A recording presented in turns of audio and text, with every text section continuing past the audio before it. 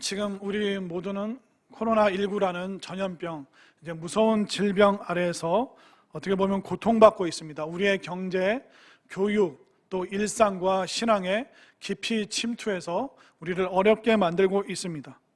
그런데 우리가 살아가는 중에 이 코로나19보다 더 무섭고 또 은밀하고 치명적인 것이 있습니다. 그것은 뭐냐면 우리가 매일 하고 있는 말입니다. 우리가 듣고 있는 말, 또 우리가 내뱉는 말, 우리의 일상의 언어가 어떻게 보면 우리에게 더 치명적으로 무섭게 다가올 수 있습니다. 우리는 어떤 말을 듣고 말합니까?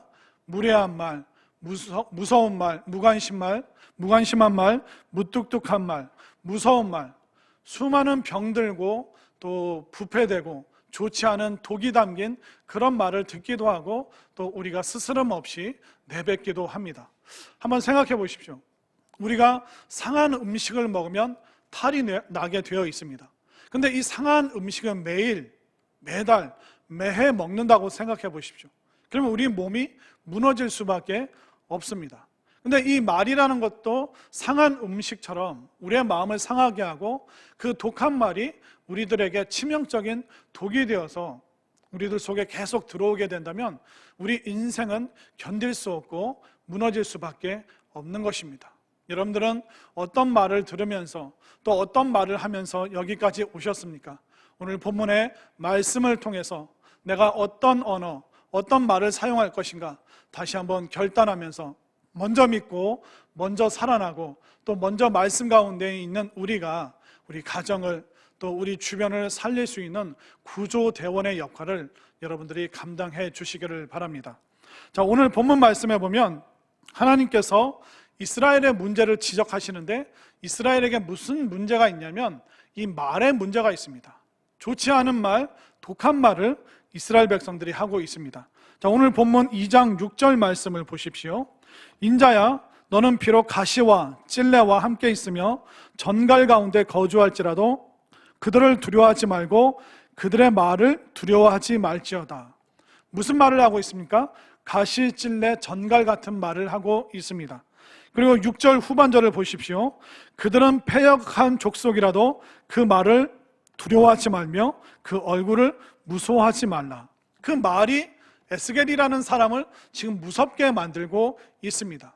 근데 패역한 말이 뭐냐면 쓰게 하는 말, 불쾌하게 하는 말, 너를 무너뜨리는 말, 그 수많은 가시와 찔레와 전갈과 같은 그 독과 같은 말이 에스겔과 이스라엘 백성들을 서로 죽고 죽이고 힘들게 하는 그 말을 내뱉고 있는데 그 말을 두려워하지 마라 라고 하나님께서 말씀하고 있습니다.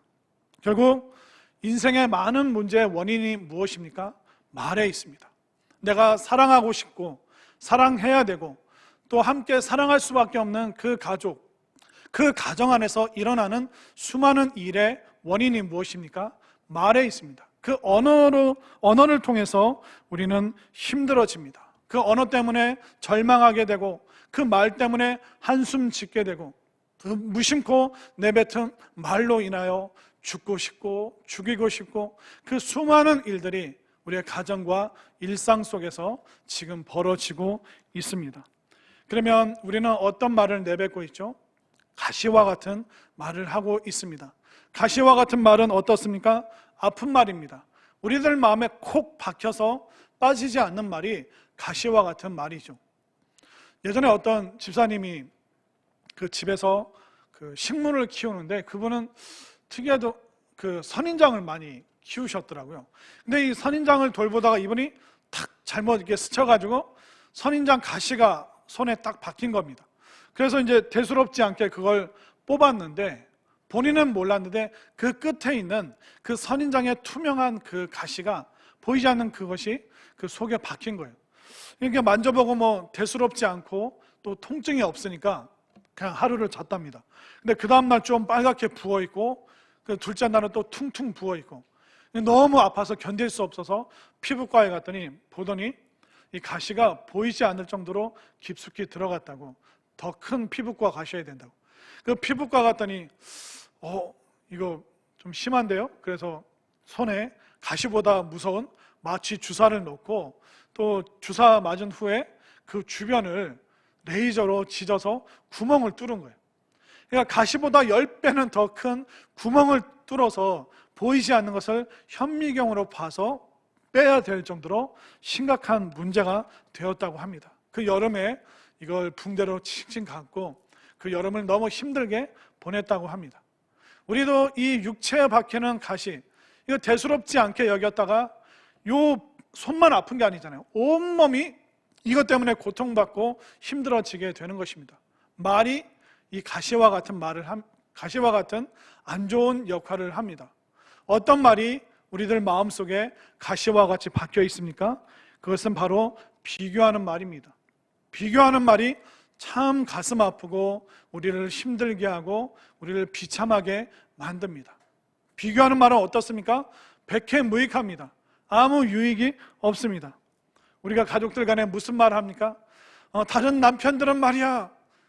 그 뒷말은 안 하겠습니다. 다른 집 아내들은 말이야.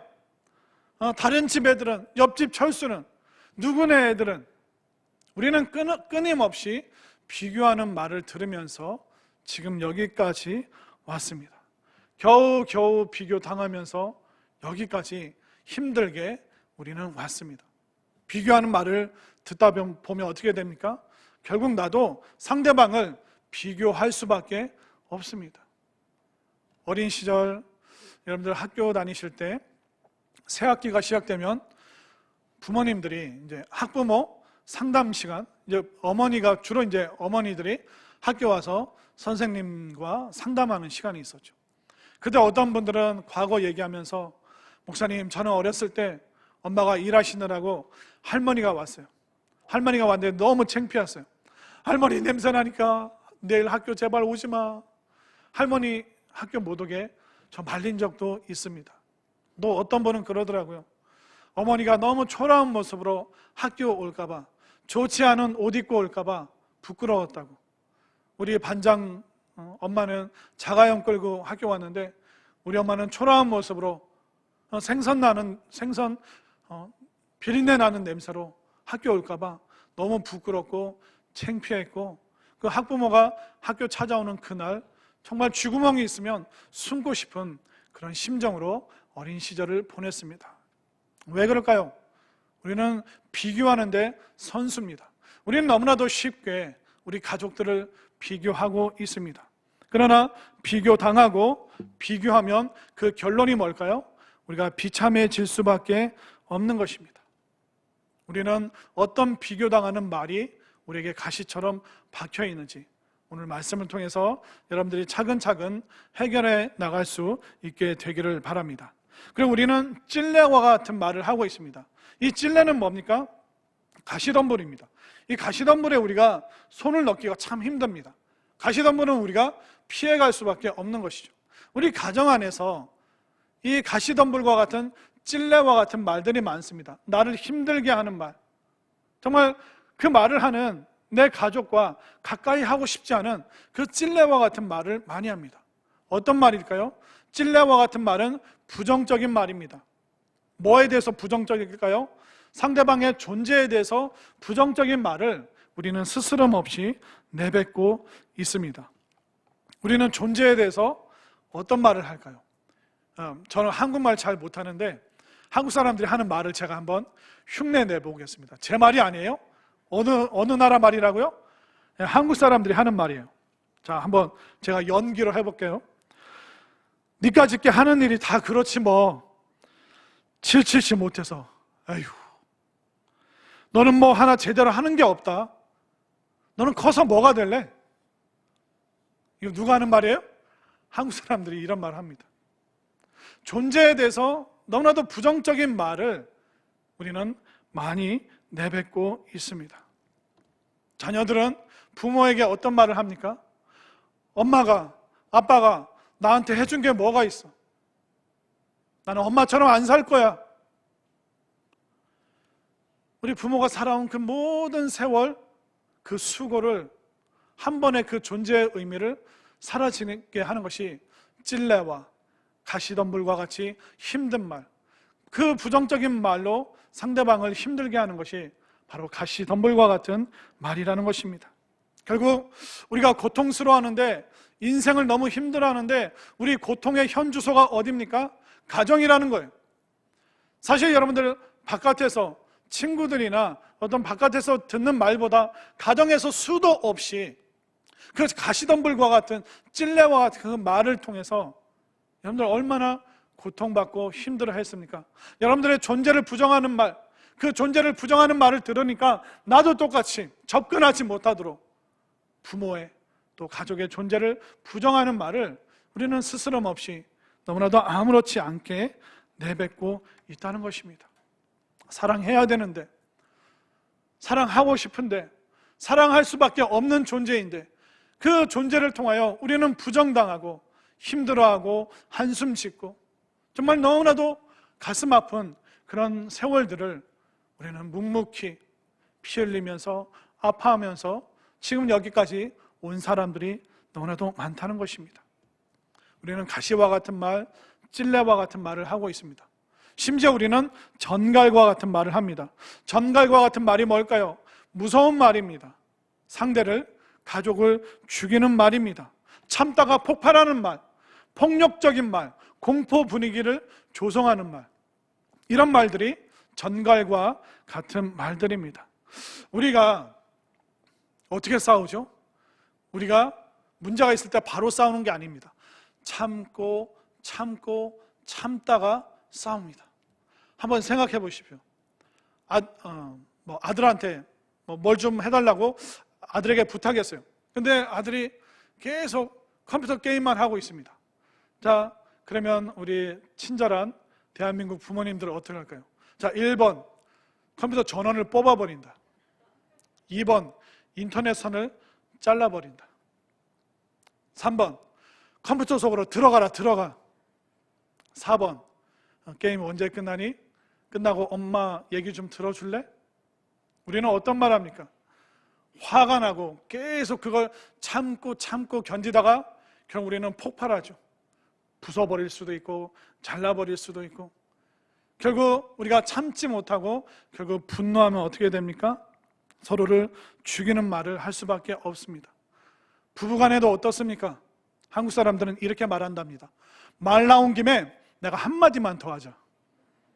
그 말은 뭡니까? 수십 년 동안 내가 쌓고 쌓아왔던 그것을 분노로, 폭력적인 말로 공포 분위기를 조성하면서 우리는 말하고 있다는 것입니다.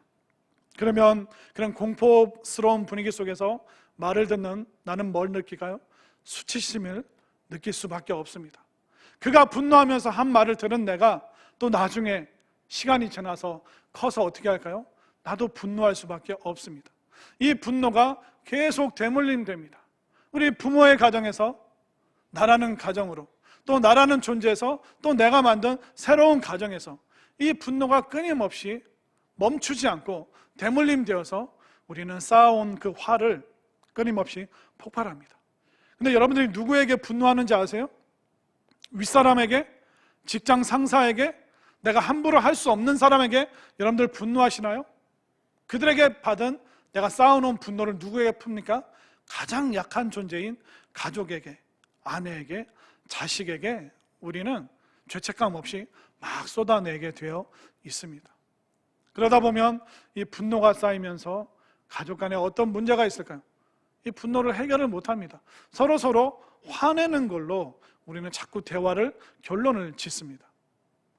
명절이었죠. 명절에 이제 어르신들 못 뵌 분들이 많을 텐데, 예를 들면 그런 겁니다. 서울에 사는 아들이 시골에 사는 홀로 계신 아버지께 용돈을 붙였습니다. 용돈 보내드리고 전화 드렸겠죠. 아버지, 용돈 좀 보냈습니다. 그럼 대부분의 한국 아버지들은 뭐라고 그럽니까? 야, 나 이런 돈 필요 없다. 야, 애들 키우는 데 쓰고 너 뭐라도 좀 사 먹고. 야, 나 이런 돈 필요 없어. 그게 진짜 필요 없다는 거예요? 아니면 고맙다는 말이에요? 야, 고맙다. 진짜 고맙다. 그런 말이죠. 그러나 늘 아버지의 말을 분노로 들었던 그 아들은 뭐라고 응답할까요? 아버지 그냥 좀 쓰세요. 또 아버지 맛있는 거 좀 사드시고 건강도 좀 챙기시고. 저 바빠요. 끊어요. 결국 용돈 보내드려 놓고 서로 말 몇 마디 하다가 화내는 걸로 끝나는 그런 대화들이 너무나도 많습니다. 또 홀로 아이를 키우는 그런 어머니들도 계시죠. 그러면 아이들이 집에서 엄마한테 전화하죠. 엄마, 언제 들어와? 이게 뭔 말입니까? 엄마 빨리 와서 밥 먹고 나랑 좀 놀아줘. 그런 말이잖아요. 근데 그 엄마 언제 들어와? 그 말을 듣는 대부분의 한국 엄마들이, 한국 사람 엄마들이 어떻게 말하는지 아세요? 야, 너 숙제 했어 안 했어? 밥 먹었어 안 먹었어? 엄마 바쁜 거 몰라? 끊어. 이 엄마들이 왜 그럴까요? 미안함을 뭘로 표현합니까? 분노로 표현하는 거예요. 왜? 먼저 살았던 그 가족 중에서 내가 엄마이지만 그 전에 나의 엄마에게서 들었던 그 분노를, 그 미안함을 그대로 화로 우리가 표출할 때가 너무나도 많이 있다는 것입니다. 이것이 우리에게 대물림되고 너무 우리들 마음속에 깊이 가시처럼, 그리고 그것이 자라서 가시 덤불처럼, 또 그것이 독이 되어서 분노로 표출될 때가 참 많습니다. 분노로 들으면 그 아들은, 아버지는, 그 아이는 뭘 느낄까요? 나는 뭔가, 나는 어머니한테 뭔가, 나는 아버지한테 뭔가, 나는 자식들에게 뭔가, 그 존재가 다 부정당하는 그 분노의 말이 독이 되어서 우리는 너무 힘들게 하고 가슴 아프게 만든다는 것입니다. 우리는 너무나도 쉽게 이 분노의 말을 내뱉고 있습니다. 어떻게 해야 될까요? 가시 같고 찔레 같고 전갈과 같이 독만 뿜어내는 우리에게는 소망이 없을까요? 아니요. 하나님은 오늘 말씀하고 계십니다. 무서운 말, 병든 말, 독한 말, 이런 말을 위해서 하나님께서 우리에게 처방을 하고 계십니다. 사람의 말로 상처받은 우리에게 하나님의 말씀을 먹여주고 계십니다. 자, 오늘 본문 3장 1절부터 3절 말씀까지를 한번 보겠습니다. 자, 1절부터 3절까지 먹으라라는 표현이 굉장히 많이 나오는데, 먹으라라는 표현을 보면서 한번 들어보십시오. 또 그가 내게 이르시되 인자야, 너는 발견한 것을 먹으라. 너는 이 두루마리를 먹고 가서 이스라엘 족속에게 말하라 하시기로 내가 입을 벌리니 그가 그 두루마리를 내게 먹이시며 내게 이르시되 인자야, 내가 내게 주는 이 두루마리를 내 배에 넣으며 내 창자에 채우라 하시기에 내가 먹으니 그것이 내 입에서 달기가 꿀 같더라. 하나님께서 먹으라. 이 두루마리가 뭐냐면, 예전에는 이 글을 책이 아니라 두루마리에 기록을 했습니다. 조선시대 때 왕에게 올라가는 그 문서가 그 상소문이죠. 그 상소문이 두루마리로 되어 있었습니다. 그것처럼 고대에는 이 두루마리에 기록했는데 마치 스크린이 쫙 펴지듯이 이 하나님의 말씀이 펼쳐지고 또 그 말씀을 우리가 집어넣어라, 먹어라, 그렇게 하나님께서 말씀하고 계십니다. 자, 먹으라는 것은 뭡니까? 그것을 먹고 네가 하나로 만들어라, 너의 것으로 만들어라, 그렇게 말씀하고 있는 것이죠. 자, 그런데 특이한 표현이 3장 끝에 나옵니다. 3절 끝에 뭐라고 나옵니까? 내가 먹으니 그것이 내 입에서 달기가 꿀 같더라. 희한하지 않습니까? 우리는 보통 꿀을 입에서 맛보고 내 배로 집어넣습니다. 근데 성경 말씀은 반대죠. 내 속에, 내 배에 들어와서 이제 내 배에 들어오고 나서 내 입에서 이제 꿀과 같은 맛을 낸다는 겁니다. 사람의 말은 우리 귀로 들어와서 우리 속을 상하게 합니다. 그러나 하나님의 말씀은 우리 속사람, 상한 우리의 영혼에 들어와서 우리의 영혼이 살아나면서 이제 우리 입에서 꿀과 같은 달디단 말을 내뱉을 수 있도록 도와주는 것이 바로 하나님의 말씀이라는 것입니다. 그리고 또 이 말씀을 먹으라고 이야기를 하죠. 왜 그러냐면 먹는 것이 굉장히 중요합니다. 여러분들 삼시세끼 잘 챙겨 드시죠. 그리고 아이가 끼니를 건너뛰면 어떻게 됩니까? 큰일 날 듯이 끼니를 절대로 못 넘기도록 무조건 잘 먹으라고 말합니다. 또 우리가 인사할 때 뭐라고 그럽니까? 한국 사람들은 식사하셨어요? 진지 드셨어요? 요즘 끼니 거르는 사람이 있습니까? 없어요. 그러면서도 우리는 육신의 끼니를 위해서 그렇게 애를 쓰고 노력을 합니다. 그러나 우리는 이 하나님의 말씀을 먹기 위해서, 이 하나님의 말씀을 우리가 끼니라고 생각한다면 여러분들 어떻게 먹었습니까? 어떤 사람들은 이 성경 말씀을 빼먹는 사람이 있어요. 까먹는 사람이 있어요. 우리는 육신을 위해서 그 끼니를 그렇게 열심히 챙기는데 말씀은 빼먹고 말씀은 까먹고 말씀을 아예 안 먹어버리는 영적인 영양실조에 걸린 사람들이 너무나도 많습니다. 힘이 없는 사람들이 무슨 말을 내뱉을 수 있겠습니까? 약한 말, 죽겠다는 말, 못 살겠다는 말, 힘없는 말을 하기 때문에 하나님께서는 이제 우리에게 말씀을 주십니다. 말씀을 먹어라. 그걸 먹고 네 속사람이 살아나야지 네가 꿀과 같이 단 말을 이제 할 수 있다라고 하나님께서 우리에게 말씀하고 계십니다. 말씀을 또 먹는다는 것은 우리들 속에 입력한다는 의미가 있습니다. 자, 입력이 왜 중요하냐면, 자, 주보가 인쇄되었죠. 자, 그런데 만약 이렇게 종이에 글이 인쇄돼서 나왔는데 제가 틀린 글씨를 찾았어요. 그래서 오타를 찾아서 지우개로 지우고 그 위에 이제 수정액을 덧칠해서 그 글씨를 오타를 수정을 했습니다. 아, 이제 종이에 있는 글씨가 바뀌었구나. 그리고 제가 다시 그 컴퓨터를 딱 눌렀더니 인쇄된 내용 고쳐져서 나왔을까요? 아니면 틀린 글씨 그대로 다시 나올까요? 틀린 글씨가 그대로 나올 수밖에 없습니다. 왜? 여기 컴퓨터에 입력된 그 내용을 바꾸지 않으면 똑같은 내용이 출력되는 거예요. 틀린 채로. 그래서 여기서 종이 위에서 내가 아무리 바꿔도 이거는 다시 누르면 또 틀린 채로 나올 수밖에 없는 겁니다. 우리는 후회합니다. 속상해합니다. 왜 내가 말을 그렇게 할 수밖에 없었을까? 왜 후회하고 또 후회할까요?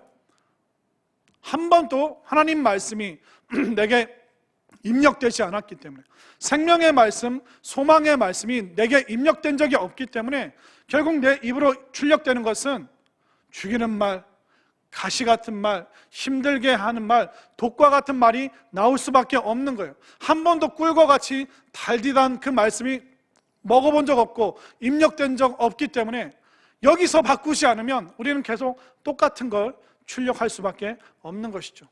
여러분들이 이 말씀 빼먹고 까먹는 것이 아니라 말씀 들을 때마다 소중하게 입력하고 또 입력된 말씀을 통하여 여러분들이 꿀과 같이 달디단 말, 그리고 살리는 말, 소망의 말, 긍정의 말을 할 수 있게 되기를 바랍니다. 왜냐하면 이 성경은요, 사람의 말로 죽었다가 하나님의 말씀으로 살아난 사람들의 이야기로 가득합니다. 하나님께서 얼마나 소망의 말씀을 많이 주시는지 아십니까? 생육하라, 번성하라, 충만하라. 내가 너를 복의 근원으로 불렀다. 너는 내 것이다.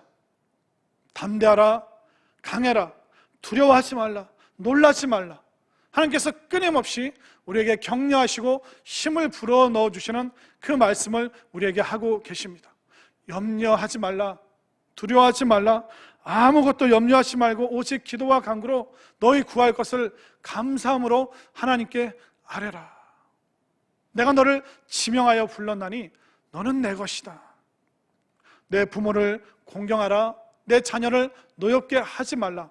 내 아내 사랑하기를 주님께서 교회를 사랑하신 것처럼 아내를 사랑해라. 아내들이여 남편을 존중하고 공경하라. 그 수많은 말씀이 성경에 있습니다. 이 말씀이 우리에게 입력될 때 사람의 말로 상처받고 사람의 말로 힘들어하는 우리를 살리는 것이 무엇입니까? 바로 하나님의 말씀이기 때문에 여러분들 말씀을 빼먹거나 또 잊어버리고 그렇게 하는 것이 아니라 우리가 이 말씀을 우리에게 입력시키고 이 말씀을 먹고 이 말씀을 통하여 여러분들이 살아나고 꿀과 같이 달디단 말을 할 수 있는 변화되는 사람이 될 수 있기를 소망합니다. 자, 그러면 이렇게 말씀을 통해서 변화된 우리가, 말씀이 입력된 우리가 이제 말을 시작하게 하면 어떤 변화가 일어날까요? 결국 우리는 이 말씀을 통해서 우리는 말을 배워야 됩니다. 우리는 어떻게 말해야 되는지 제대로 배워본 적이 없습니다. 그냥 엄마, 아빠, 그냥 들은 대로 우리가 말을 했어요. 들은 대로 살아왔고 들은 대로 우리는 말을 내뱉으면서 왔습니다. 말하는 거 제대로 배워본 적이 없어요.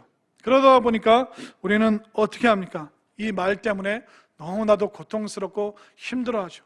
여러분들 일상도 한번 생각해 보십시오. 여러분들이 직장에서 업무를 위해서 쓰는 에너지는 30%밖에 안 되고요, 나머지 70%를 어디다 쓰는지 아세요? 여러분들의 정신적인 에너지를 어디다 쓰냐면, 지금 저 윗사람이, 내 상사가 한 말이 지금 일을 잘했다는 거야, 못했다는 거야? 지금 나를 좋아한다는 거야, 싫어한다는 거야? 이 일을 오른쪽으로 가서 하라는 거야, 왼쪽으로 가서 하라는 거야? 결국 우리는 정상적인 그 업무에 에너지를 쓰는 것이 아니라 상대방이 그 한 말의 의미를 파악하느라고 집에 가면서도, 집에 와서 잠자리에 누워서도 그 들은 말 때문에 우리의 모든 에너지를 다 쓰기 때문에 우리는 매일 피곤한 거예요. 힘든 거예요. 우리는 쉬지를 못하는 겁니다. 이 말로 인해서 우리가 얼마나 힘이 듭니까? 결국 공무원분들, 동사무소에서 일하시는 분들 어떻습니까? 그 민원이 힘든 것이 아니라 민원을 가지고 온 그 민원인의 말 때문에 힘든 거예요. 연예인들이 연애 생활이 힘든 것이 아니라 그 연애 생활하면서 듣는 말 때문에 힘든 겁니다. 그렇기 때문에 우리 인생은 일 때문에 힘든 게 아니에요. 말이 힘든 거예요. 같이 일하는 사람이, 같이 사는 사람이, 같이 먹고 마시고 하는 그 사람이 한 말 때문에, 그 잘못된 말, 잘못 배운 말, 아니 배워보지도 않은 잘못 습득된 그 말로 인하여 우리가 무너지고 힘들어하고 고통받을 때가 얼마나 많습니까? 그렇기 때문에 우리는 이 말씀을 통하여 우리는 말을 배워야 되는 거예요. 그리고 이제 말씀이 입력된 우리가 이제 새로운 말을 해야 되는데, 그 새로운 말의 결론이 뭘까요? 그것은 바로 가시가 장미가 되도록 변화시켜 주는 그 능력이 말에 있다는 것입니다. 가시와 같은 우리 가족을 장미로 바꾸려면 어떻게 해야 될까요? 비교하는 말을 당장 멈추면 됩니다. 우리 자녀들 가시와 같은 그런 좋지 않은 모습이 있을 수 있겠죠. 그러나 그 가시 끝에 장미가 맺히도록 하는 방법은 비교하는 말을 멈추는 것입니다. 우리 손에 지문이 있죠. 이 지문이 똑같은 사람 한 사람도 없습니다. 다 다른 지문 갖고 있습니다. 그리고 우리는 좋아하는 꽃도 다 다릅니다. 어떤 분들은 봄에 후리지아를 좋아하시는 분들도 있고, 가을에 코스모스를 좋아하시는 분들도 있죠. 튤립을 좋아하시는 분들, 백합을 좋아하시는 분들. 근데 이 후리지아와 코스모스 비교해서 어떤 게 1등 꽃이냐? 그 비교하는 게 가당키나 한 말입니까? 의미가 있습니까? 튤립과 백합을 비교한다는 것이 의미가 있습니까? 아무 의미가 없습니다. 우리는 비교하는 말을 멈추고 뭘 해야 되냐면 여겨줘야 됩니다. 가시와 같은 우리 가족을 장미처럼 여겨주면 되는 것입니다. 그렇게 여겨줄 때 코스모스로, 장미로, 아름다운 백합으로 그렇게 우리 가족들이 피어날 수 있는 것이죠. 당장 우리는 비교의 말을 멈추고 그 존재가 장미처럼 피어날 수 있도록 그렇게 여겨주시기를 바랍니다. 그리고 우리는 변화된 말을 통하여 찔레를 화초로 변화시킬 수 있습니다. 그 인터넷에 그런 동호회가 있다고 합니다. 식물을 키우는 사람들끼리 같이 이제 홈페이지를 만들어서 서로 정보를 주고받는다고 하는데, 거기에 그런 내용이 하나 올라왔습니다. 무슨 내용이냐면, 안 쓰는 화분에 새싹이 나서 물을 주고 잘 키웠더니 꽃이 피었습니다. 이것은 꽃인가요? 잡초인가요? 거기에 여러 댓글이 달렸는데, 사람들이 가장 아름다운 댓글로 선정해 준 표현이 있습니다. 이것은 꽃인가요? 잡초인가요? 물었을 때 이런 댓글이 달렸다고 합니다. 기르기 시작한 이상 잡초가 아닙니다. 무슨 의미입니까? 저절로 혼자 자라나면 잡초지만 관심과 정성과 사랑이 쏟아지면 그것은 잡초가 아니라 이미 화초라는 것입니다. 우리 인생도 마찬가지입니다. 우리 가족들은 다 화초로 피어났습니다. 그러나 우리가 잘못된 말을 자꾸 뿌리면 그 화초는 잡초로 짓밟히게 되어 있습니다. 화초를 키우는 방법이 뭡니까? 좋은 물을 많이 주면 됩니다.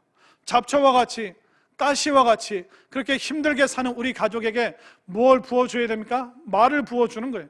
좋은 말, 살리는 말, 긍정적인 말, 소망의 말을 우리가 아낌없이 부어줄 때 잡초와 같은 그 인생이 화초처럼 아름답게 피어남을 여러분들 믿으시기를 바랍니다. 성경은 이렇게 말합니다. 우리는 그의 만드신 바라. 우리는 작품이다 라고 성경은 말하고 있습니다. 왜 우리는 작품일까요? 최고의 사람이 만든 것은 작품입니다.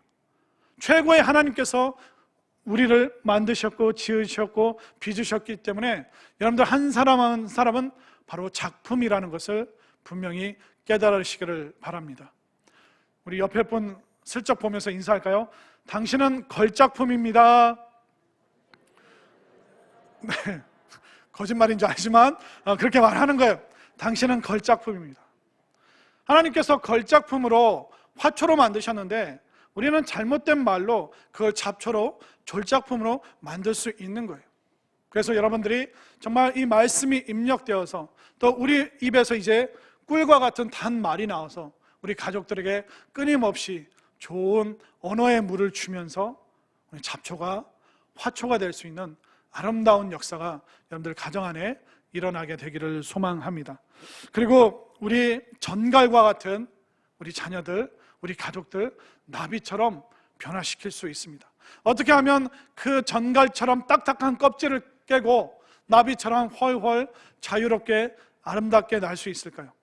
먼저 생각해 봐야 될 것은 뭐냐면 많은 어른들이 모든 상황을 비상사태로 여길 때가 많습니다. 목사님, 우리 아들 어떻게 해요? 목사님, 우리 딸 어떻게 해요? 근데 한 발 떨어져서 보십시오. 많은 사람들이 일상으로 겪고 있는 평범한 문제입니다. 근데 그걸 우리는 모두 다 비상사태로 여기는 거예요. 우리는 남의 나라 지배도 겪어보고 전쟁도 겪어보고 IMF도 겪어보고 그러다 보니까 우리가 작은 문제도 비상사태로 너무 큰 문제로 우리가 비화시킬 때가 많습니다.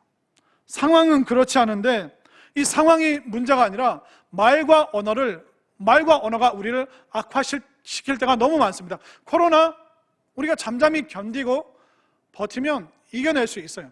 그러나 이 코로나 상황 속에서 불필요한 말, 사이비 같은 말, 쓸데없는 말, 그런 말이 너무나도 많기 때문에 이 코로나 상황을 더 악화시킬 수 있는 것입니다.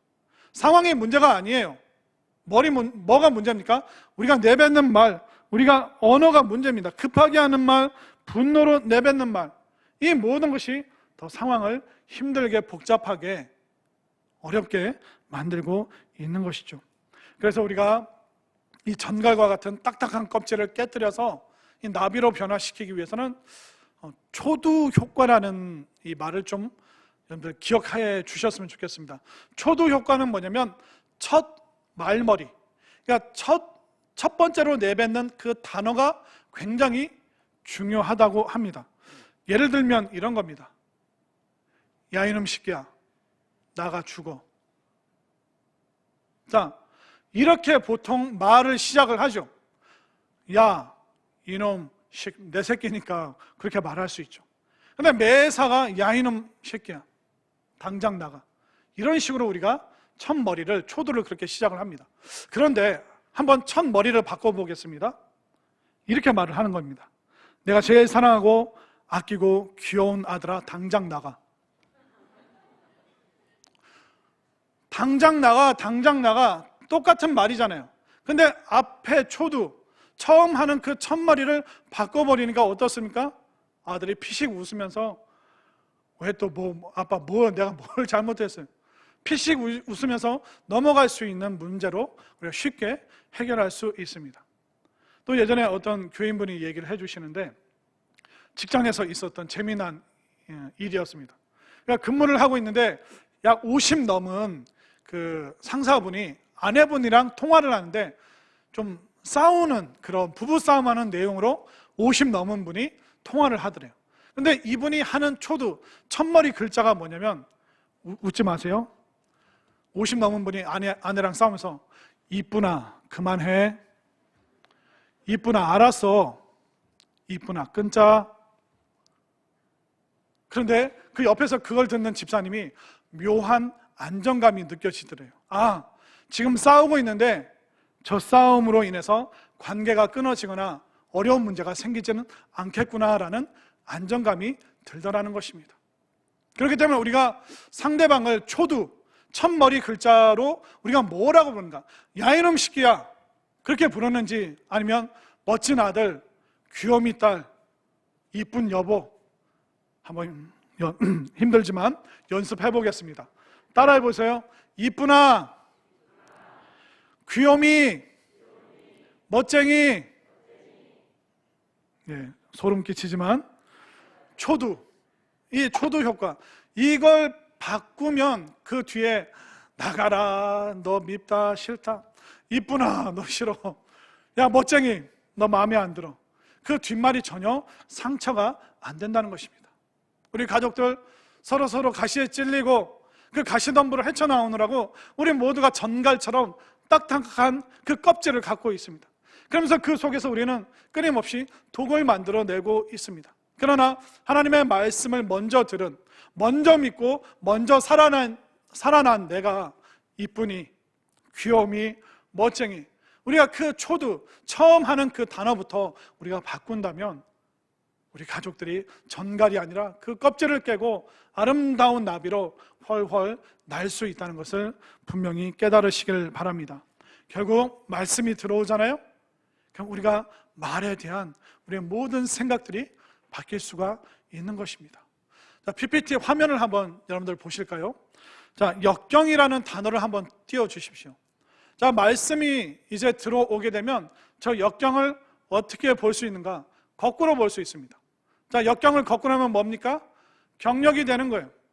여러분들 수많은 역경과 고난과 시련을 겪었죠. 그러나 그 시련과 고난과 역경이 말씀과 만나면 어떻게 됩니까? 경력이 되는 거예요. 내 인생을 다르게 볼 수 있는 거예요. 나는 지질의 복도 없지, 나는 왜 고생만 했나? 그것이 아니라 어려운 중에도 하나님께서 인도하셨고 나는 믿음의 사람으로 살았습니다. 이제 우리는 그 역경이 경력이라는 스토리, 새로운 이야기, 간증거리가 될 수 있습니다. 또 말씀이 들어오면 우리가 다르게 표현할 수 있습니다. 그 밑에 단어 한번 볼까요? 네, 힘들다, 이런 말 우리가 얼마나 많이 합니까? 그러나 이걸 뒤집어서 볼 수 있는 힘이 생깁니다. 뒤집어 볼까요? 다들 힘내. 일부러 띄어쓰기를 틀리게 했습니다. 네, 힘들다, 이 말 하던 것이 가족들에게 뭐라고 말합니까? 다들 힘내. 말씀으로 살아난 사람만이, 말씀을 믿어본 사람만이, 말씀을 연습해본 사람만이 이런 새로운 말을 할 수 있는 것입니다. 말은 참 쉽지만 그 결과는 쉽지 않습니다. 말을 하는 사람은 쉽게 말하지만 그걸 듣는 사람은 그걸 쉽게 들을 수가 없습니다. 말한 사람은 쉽게 잊어버리지만 그 말을 들은 사람은 쉽게 잊어버릴 수가 없습니다. 이제 우리는 사람의 말보다 하나님의 말씀을 많이 입력해야 될 줄로 믿습니다. 말에 실패한 사람이 말씀에 성공하는 사람, 말로 힘들게 했던 사람이 말씀으로 힘을 주는 사람, 어떻게 말해야 될지 몰랐던 사람들이 믿음의 말, 소망의 말, 사랑의 말, 살리는 말, 그 기적의 말을 할 수 있는 사람이 되어야 될 줄로 믿습니다. 먼저 믿고 먼저 살아나고 먼저 말씀을 마음속에 입력한 여러분들이 가정에 들어가서 일터와 또 삶의 자리에 들어가서 여러분들이 언어의 구조대원이 되어서 가시로 아파하는 우리 가족들, 찔레와 같이 가시덤불과 같이 그렇게 살아가고 있는 우리 주변 사람들, 정갈같이 딱딱하고 독만 품고 있는 그들의 그 딱딱한 껍질을 깨뜨려서 나비처럼 훨훨 살아서 날아갈 수 있는, 그렇게 도와줄 수 있는 구조대원이, 언어의 구조대원이 다 되어주시기를 간절히 소망합니다.